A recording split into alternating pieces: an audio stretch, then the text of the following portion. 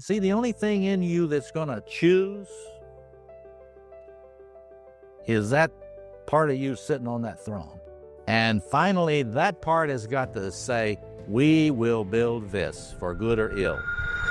We will build this. Have you ever wondered why some people seem to command respect without even trying? Why certain individuals walk into a room and everyone instinctively turns to them for direction? What invisible force separates those who consistently achieve their visions from those who remain perpetually stuck in dreams and wishes? What if I told you that the most successful people in history weren't necessarily the most talented, the most intelligent, or even the most hard-working, but rather those who accessed an archetypal power that most of humanity has forgotten exists? Think about it. How many times have you known exactly what you needed to do, yet something within you remained paralyzed? How often have you felt scattered among competing inner voices, each pulling you in different directions? What would your life look like if there was a singular authority within you, capable of silencing that chaos and declaring with absolute conviction, "This is what we will build"? In our fragmented modern world, we've lost touch with what Dr. Robert identified as our inner king or queen energy, the sovereign archetypal power that sits at the center of the mature psyche. This isn't about gender, it's about a universal, psychological structure that exists within every human being. It's the part of you that can rise above the competing committees of inner voices and make clear, decisive choices from a place of centered authority. As Moore discovered in his groundbreaking work mapping the collective unconscious, many of us experience what he called the hidden syndrome. We become opaque even to ourselves, disappearing behind a magician's veil of intellectualization and rationalization. One thing a lot of us guys do, Moore observed, is cut off any of their royal and warrior stuff and just don't show it. They take refuge in the magician sort of lover sector of the psyche. This psychological pattern creates what Moore calls the false self system, where we present a carefully constructed facade while our true sovereign nature remains dormant. We make decisions from our social mask rather than from that deeper place of authentic authority. The result? A life of reaction rather than creation, of seeking approval rather than commanding respect, of pursuing external validation rather than internal alignment. Here's the transformative truth about consciousness that successful people intuitively understand. Reality doesn't simply happen to you. It responds to your sovereign declarations. The throne room of your psyche isn't just a metaphor. It's the command center from which you project your authority into the world. When you speak from this center, reality itself begins to reorganize around your words. Consider time not as a linear progression, but as a field of possibilities waiting for your sovereign decision. The truly successful don't just manage time, they command it. From the throne of their consciousness, they declare what will receive their royal attention and what will be banished from the kingdom of their awareness. They understand that where sovereign attention goes, energy flows. As Moore noted when discussing men who avoid conflict, so many become opaque and not visible. In so much of my life, I had been opaque and not present, not accessible behind my magician capacities. This opacity isn't just toward others, it's toward ourselves. We hide from our own throne, afraid of the awesome responsibility that comes with sitting upon it. The great secret that successful people understand is that accessing your sovereign energy isn't about controlling others. It's about establishing clear order within your own psychological kingdom. It's about ending the civil wars that drain your creative energy. When you truly inhabit that throne, you don't need to convince others of your authority because it radiates from you naturally. What Moore called blessing energy that others can feel without a word being spoken. This sovereign energy exists. in four distinct but interconnected expressions. First, there's the energy of order. The sovereign part of you has the power to create structure from chaos, to establish clear boundaries between what belongs in your kingdom and what doesn't. When you're disconnected from this aspect, your life feels chaotic, boundaries get violated, and priorities remain unclear. Second comes the energy of meaning. Your inner sovereign interprets experiences and bestows significance. It tells the story of your kingdom, where it's been and where it's going. Without this connection, life can feel meaningless, random, lacking any coherent narrative. Third is the energy of blessing. True sovereignty affirms life and potential, both within yourself and others. It sees the gold even in the shadow. When this energy flows through you, you naturally elevate those around you rather than competing with them. And fourth, there's the energy of generativity. The sovereign builds legacy, creates sustainable systems, plants trees whose shade they'll never sit under. This energy thinks in terms of generations, not quarterly reports. Moore observed that there are a lot of guys who cut that whole active aspect of the male self off in order to survive.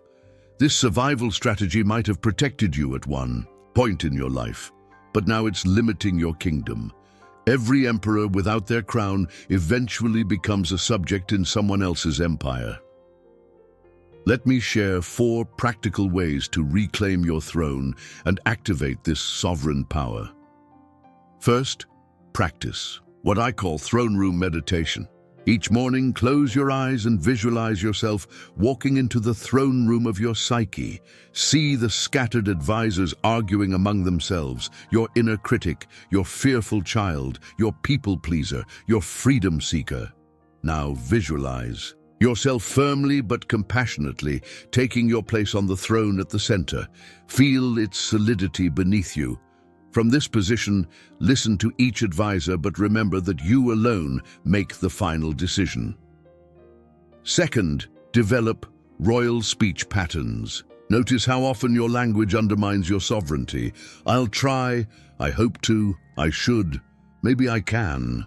These are the words of subjects, not sovereigns. Practice declarative speech. I will, I choose, I determine, I create. Even when speaking only to yourself, these linguistic shifts activate different neural pathways that strengthen your sovereign presence. Third, implement border control. Sovereigns are clear about what enters their kingdom and what doesn't. This applies to information, relationships, obligations, and environments. Begin systematically evaluating what currently has access to your consciousness. Does this news source, this relationship, this commitment align with your kingdom's highest values? If not, it's time to revoke its visa. Fourth, establish royal rituals. The most powerful sovereigns throughout history understood the psychological importance of ritual in maintaining their authority.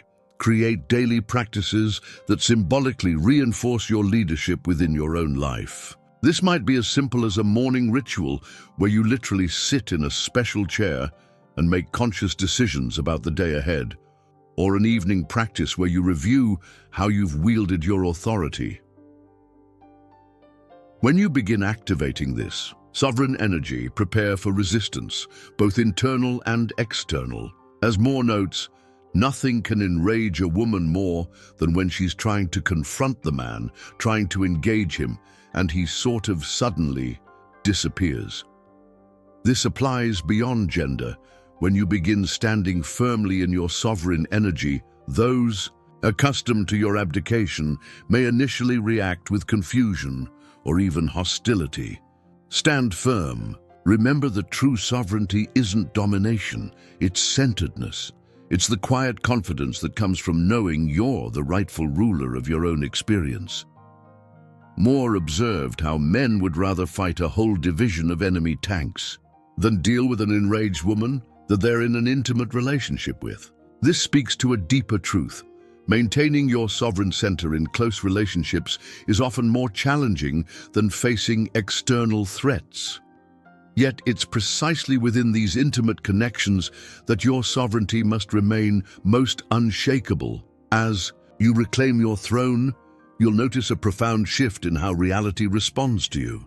Opportunities that once seemed closed will mysteriously open.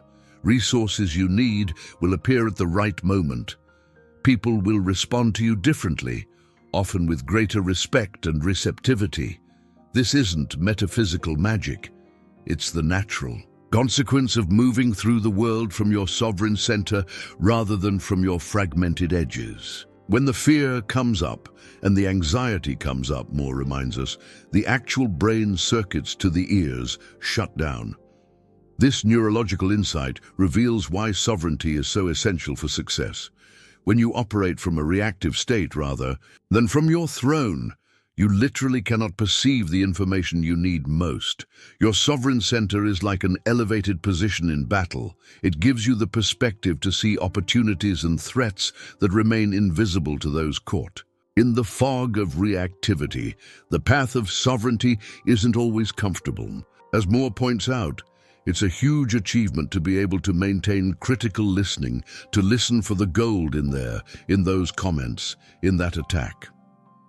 From your throne, you develop the capacity to extract wisdom, even from criticism, without being toppled by it.